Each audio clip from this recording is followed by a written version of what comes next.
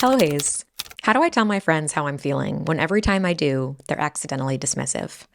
We met in our first year of college and are in our late 20s now, and most of them met their life partners while we were in school. I thought I was going to have the same life experience as my friends, but I went through an earth shattering breakup shortly after graduating. I had a questionable, greasy Tinder guy dating era before settling down with my sweet long distance boyfriend of just about 2 years. I'm happier now than I ever was in my college relationship, but I struggle with feeling left behind all my friends' milestones. I'm the only one who doesn't live with their partner, isn't engaged or planning to be engaged soon, and I'm nowhere near buying a house. I'm not jealous or resentful of my friends. I'm so proud of them and all the work they've done to get to those milestones and moments. I just wish I was doing those things with them. When I try to tell one of my North Star besties in this group what I'm feeling, they tell me that timelines don't matter, that I should shake it off and just stop worrying. It almost feels dismissive. Like if I could shake it off, obviously I would. Do I tell them that I feel dismissed? Or should I do what they're suggesting and just try to ignore the icky feeling of being left behind? Yours, last one standing.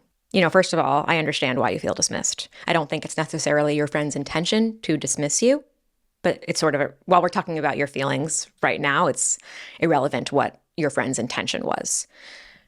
If someone comes to you with a worry or an insecurity, telling them to just shake it off, that it's no big deal, never works. It's never the most supportive thing, even if you don't think what they're saying is a big deal. And even if you do wish they could just snap out of it. And the fact that you're left thinking like, should I just try to ignore these feelings of mine? I don't know if ignoring feelings ever works, if what the goal is trying to live with them better, or trying to understand them, trying to work through them, ignoring them. And all of the feelings I've ignored in my life, sometimes I've been successful at ignoring them for periods of time, but they always come back to the surface in other ways. Because the feelings, I think the feelings you're describing here are like inadequacy, issues of self-worth, maybe shame.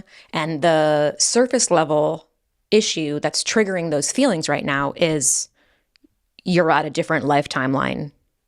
You're at a different place on the timeline than your friends. That's what's sort of triggering it. But I think these deeper feelings and these deeper emotions are there no matter what. They're just being triggered right now by this. And if you don't deal with the emotions now, you will deal with them later, even if you were to get engaged, even if you were to buy a house, because the feelings are there.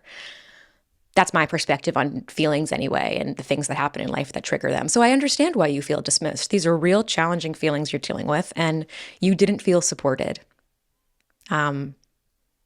I don't think, now why might a friend be dismissive? That's something to consider before we talk about what you should do. Well, for one, some people are bad at giving advice. Some people are bad at giving advice. I do think it's like an art form, and being the friend in real life that gives good advice, I think is something that makes you special as a friend. And just like every person in your life will have special reasons why you love them, some are just better at advice than others. Some are better at listening than others. It'd be interesting to discuss whether is giving good advice an essential prerequisite for a best friend? You refer to this person as your North Star bestie. I would say that anybody who I consider a North Star bestie, inner circle type of best friend, would be good at giving me advice. Now, good at giving me advice is different than good at giving advice in general, because everybody has different preferences when it comes to being told what to do. For example, like I give advice on this platform, obviously. Some people might think I think I give good advice. You might think I give good advice, but some people might be like, Hayes doesn't give the kind of advice that I need. I think I need X type of advice. And, we could argue about that. I don't want to. But point is, a North Star bestie, I think, is someone who's able to support you in the way you want to be supported. I think that perhaps your friend is dismissive, or your friend says these things like, don't worry about it, it's okay.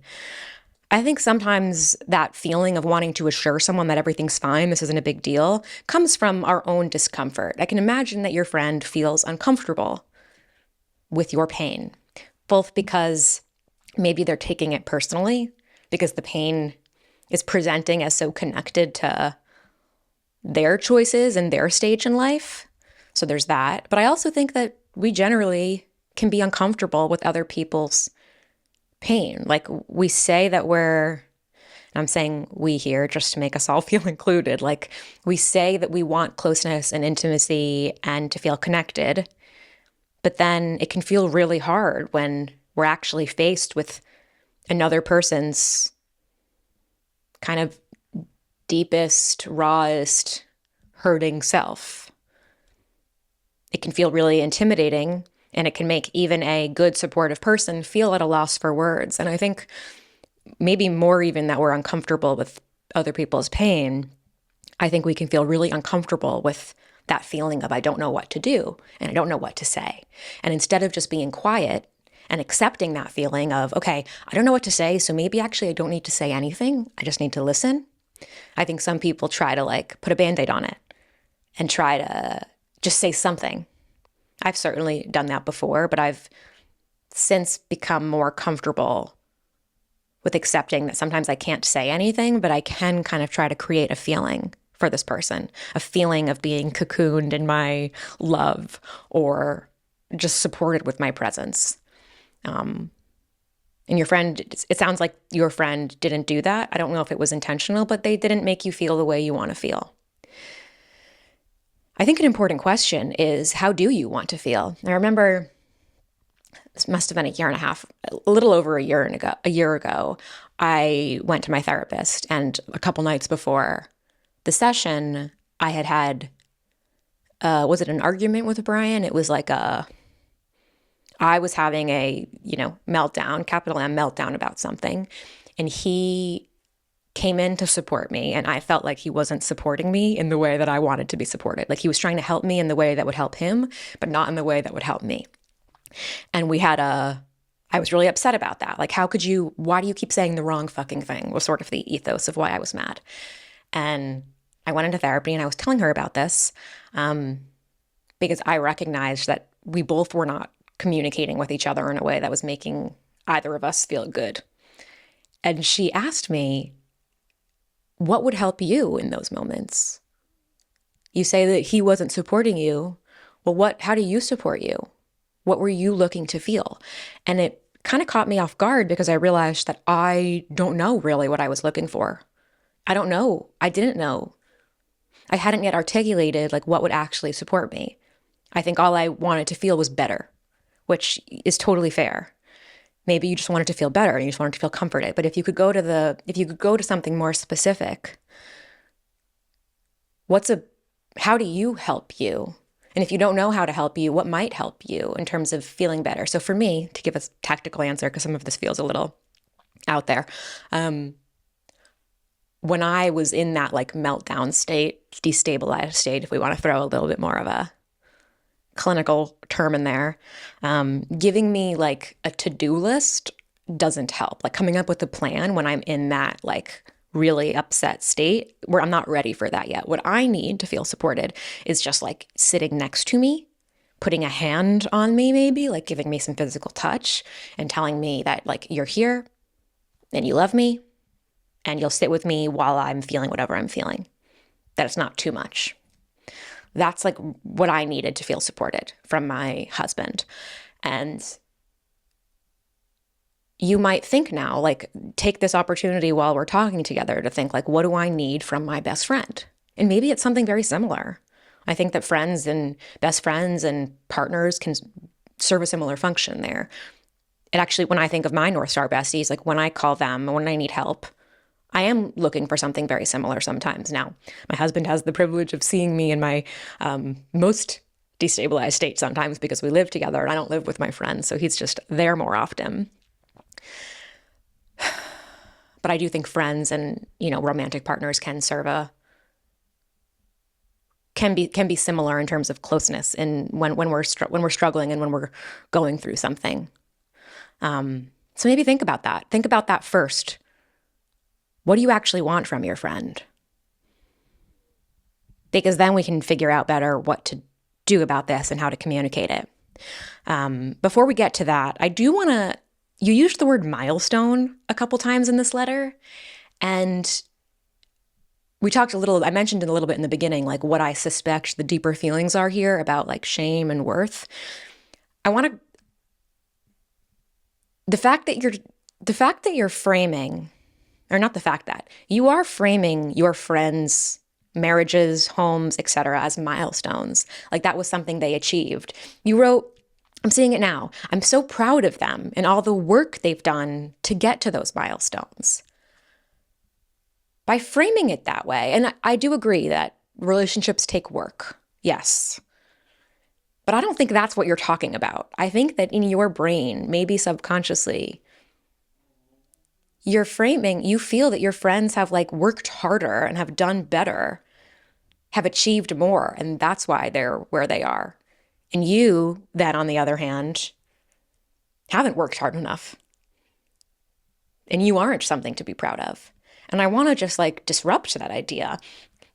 Getting married, buying a house, I don't know, they are exciting moments in one's life, but I kind of reject calling them milestones.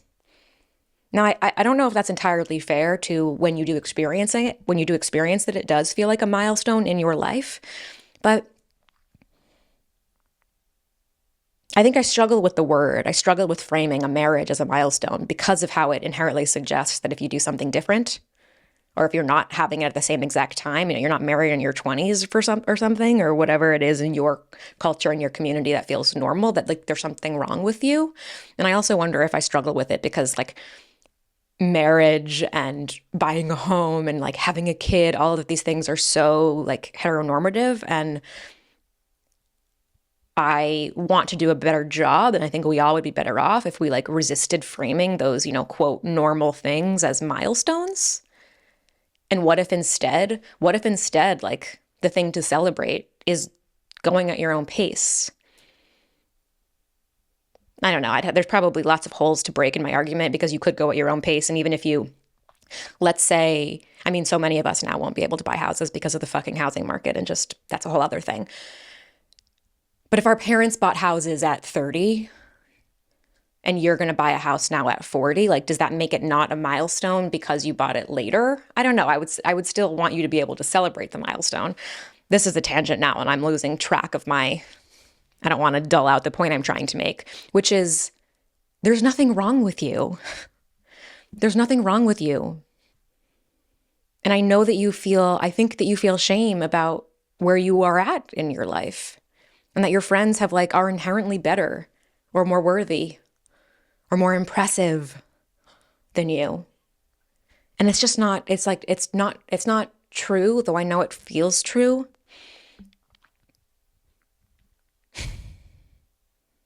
It's not true, though it feels true. And maybe that's a nuance to the advice of like, it doesn't matter.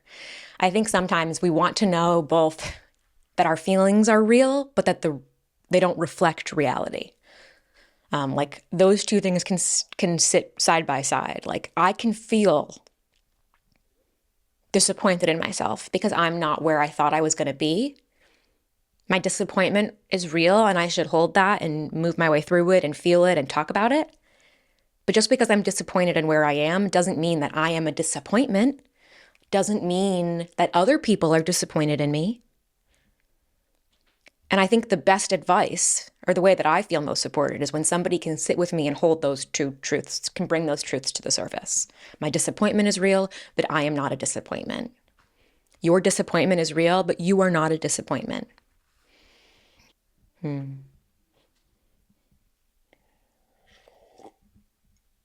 I think it can feel hard to be different. It can be really hard to be different at a different stage of life than your friends. And it might be a sign that you need to kind of break free of your social mold a little bit and spend some time with some other people who aren't all in the same boat.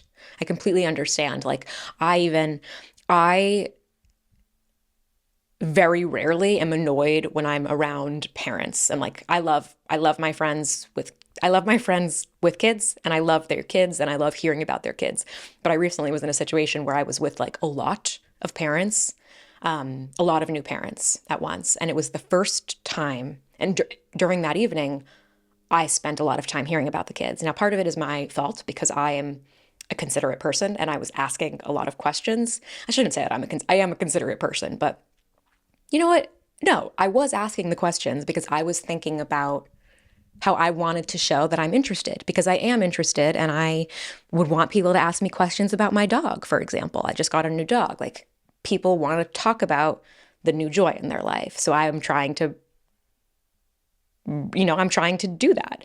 So we're at this event and I'm asking everybody about their babies, and what ended up happening is that I ended up talking about like what the new baby is eating. What are they onto solids yet? Are they still eating soft food for like an hour? And it was the first time that I had felt like, wow, that was a lot of baby talk. I can do it for one night, of course, and I could do it for another night. But if that was all that was in my life, I could imagine myself feeling resentful or even just tired of that. If all of your friends are in the stage where they're talking about mortgages, and of course they're talking about more stuff than that. I don't mean to make a caricature over what it is to be married and looking for a home. But if all of your friends, if you're feeling like you can't relate to something they're talking about, like, it might just be a sign that you should try to meet some new people or spend some time with friends who also aren't married or buying a house. It might take off some of the load a little bit. What else? Should you tell them? It's really interesting because part of me is like, part of my inherent perspective, which is so informed by like some of the survival tools that I've had in life, are like, don't tell them, just fucking deal with it. And like, you decide if you want to be their friend or not. You decide whether you want to talk to them about these deep feelings. Maybe you reevaluate your expectations. Part of my perspective is that, and I think it's a good perspective. It's a perspective that has served me, but it's also a perspective that I'm trying to stretch, because I do believe that some people in your life, the people really close to you, you should have these hard conversations and you should communicate about how to better support each other. I can't possibly know whether this North Star bestie is worthy of that conversation. Not them worthy as a person, but like whether this friendship is worth having that conversation, whether they'll be able to have it with you. But I think you could try. In the same way that I had after that therapy session, I went and said to Brian, like, I learned something. You and I were having a disconnect the other night when I didn't feel supported, and I realized that I didn't know how I needed to be supported. But now that I do, when I come to you with this kind of thing, here's how it would make me, like, here's how you can better support me. You could have a similar type of conversation with your friend. I think it's important to not be like, I feel, how do I want to say this? You could start by rather than like being on the defensive and like confronting an issue that happened in the past, the next time you bring it up, you could be more prescriptive with what you're looking for. You can even acknowledge the awkwardness. You could even acknowledge, like, I know this might be weird because part of what I'm feeling insecure about is the fact that you're all married. And I can imagine that might feel weird for you, but I don't want it to be weird with us. And when I'm telling you this, I'm really just looking to be validated right now. You could be a little bit more proactive with what you want your friends to do rather than telling them what they did wrong in the past.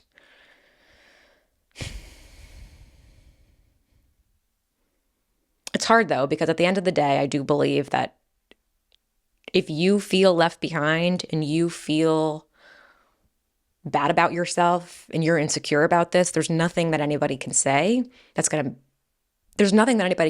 make it better, honestly. Like, it is a you problem in the sense that it's so fucking annoying, isn't it? That nobody can deal with our own feelings of self-worth but us. We can surround ourselves with the right people who can lift us up and can help us see the best in ourselves and can support us and listen and push when necessary, because I do think friends need to push too. But at the end of the day, love, like, this is on you to work through.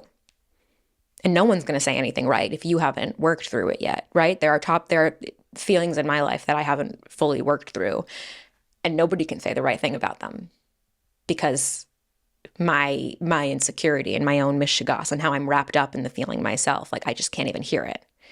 And that could be the case here, that no matter what your friends say, it's not going to be right because you don't feel, you're not dealing with the feeling enough yourself. And how do you deal with a feeling? It's you talk about it, I think, and you understand where it's coming from, and you give yourself grace. And, excuse me, how to deal with a feeling is a loaded topic, and the irony is that you have to talk about it. I've tried to deal with feelings by ignoring them, as you suggest that maybe you could do, ignoring them and not talking about them and insisting that I don't deal with this, that I don't have that feeling. And it just doesn't work. So it's hard because I think you do have to talk about it, but talking about it means having to sit through the fact that some people aren't gonna say the right thing when you talk about it. But with the right people, I think that you can trust they're trying. You can put your guard down a little bit. I think that's part of it too. If you know your friend's intentions, give them a little grace to sometimes say the wrong thing. Because some of these topics are hard, some of these issues some of them are hard to talk about. And people I love the most say the wrong thing to me sometimes. And I've been really trying hard to not get upset with them about that and to know where they're coming from. And to know, almost like to translate sometimes. And that is a lot of emotional work. And some people might think that's like too much work to be doing in relationships. But I know that I am one sensitive motherfucker and that it's hard to say the right thing to me sometimes. So I will, if I'm opening up or I'm sharing something with a friend and they say something that's like a little bit off, I do try to translate it in my head now. Like, okay, they said this. I realize, I feel what's happening inside of me. I feel that I'm having some reaction to it, but I know what they meant. And what they meant is actually this, and I'm not going to hold this against them. Sometimes I'll correct them. I'll be like, it's actually not that. It's more this, and then they can understand me better through that. I want to try to answer your question more explicitly. Should you tell them you feel dismissed, or should you do what you're suggesting? I think try being proactive first. Try opening up about it again and being specific about what you need and what you want after you do that self-reflection exercise yourself of thinking what you need to be supportive. And then if it happens again, I think you could say, if your friend says to you, just shake it off, it's no big deal. You could say, it might not feel like a big deal to you, but it feels like a big deal to me. And when you say that, it feels almost like you're dismissing what I'm saying. You could say that. You could cut it off just at, it's not a big deal to you, but it is a big deal to me, and see how they respond. I think, quote, confronting someone, I don't love that word because it just feels a little angrier than I would like. Telling someone how you feel, or telling someone how they made you feel, is not just a one statement. It's a conversation. So you can open up the conversation by pointing out the fact that you're not seeing things the same, and then let it evolve from there. It doesn't just need to be one accusatory sentence. It's a conversation. It's hard when people are accidentally dismissive to our feelings, but it happens all the fucking time. It does. It happens all the time. And I think with a balance of assuming the best, being direct, dealing with the feelings ourselves, I think all of that has to happen for us to feel better in our friendships. Really better in our relationships ever. I'm not so sensitive. I mean, sensitivity is a gift, but we don't want to be feeling so sensitive that across a multitude of topics, anything anybody says can send us over the edge. Is there anything else I want to say on this? Something I like to think about with milestones, sort of a silly example, but in all of the houses that Brian and I have lived in. We've lived in 2 houses in California, and then we lived in 2 apartments in New York. None of the apartments had like a really nice bathroom. And Brian is like obsessed with having a really nice, modern, big bathroom. He loves modern appliances. He's like obsessed with them. And in each house we've gotten, he's been like a little disappointed about what the bathroom looks like. Because to him, I think a nice bathroom means something. It means maybe some level of success, we're progressing along our timeline. And something that I have said to him and that I try to remember myself is that it's really nice to have things to look forward to. I want to have things to look forward to. And a marble bathroom, a separate bathtub that overlooks a big window is something that I have to look forward to. And we have things to look forward to in our relationship too. I feel the same timeline things that you do. Like most of my friends are having babies now. I'm still unsure of where I stand there and I'm 32, like those feelings come up. But I try to remind myself that I have so much to look forward to.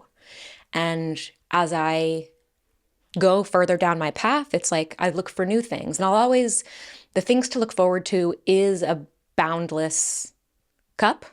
We can always find them. But for now, how nice it is that I can sort of see above the horizon and I know what's just ahead of me and you know what's just ahead of you too. And that's a really exciting place to be. So with that, I love you. I understand how you're feeling. And thank you so much for writing in. If you listening would like to send in a Hello Hayes letter, please send them to hellohayesbusiness@gmail.com about whatever you want to talk about. People ask me sometimes, like, what kind of advice do you give? And I think I talk about a whole range of things.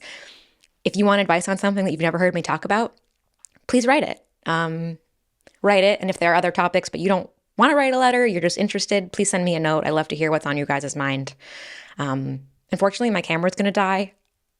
And I had a part 2, but I don't think I'm going to be able to record the part 2. I apologize for that. It's going to be a shorter episode today, I guess. And I will, what was I going to say? New episodes every Tuesday. All right. I'll see you guys next week. Bye.